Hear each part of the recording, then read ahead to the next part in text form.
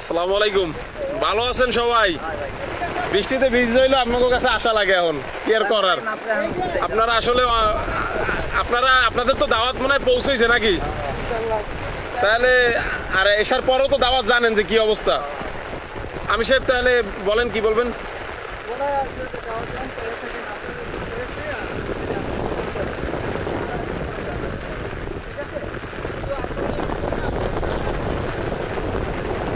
তাদেরকে নিয়ে ওঠো, ঠিক আছে? বৃষ্টি পড়তেছে তো অনেক, যতটা সম্ভব এখন আসলেই ভালো হয়। আর এসার পর কিন্তু খানার ব্যবস্থা আছে।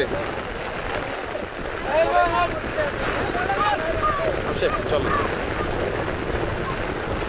বৃষ্টির ভিতরেও দাওয়াত তবলিগের সাথীরা দাওয়াত দিতে আসছে। চলেন আমি শেখ।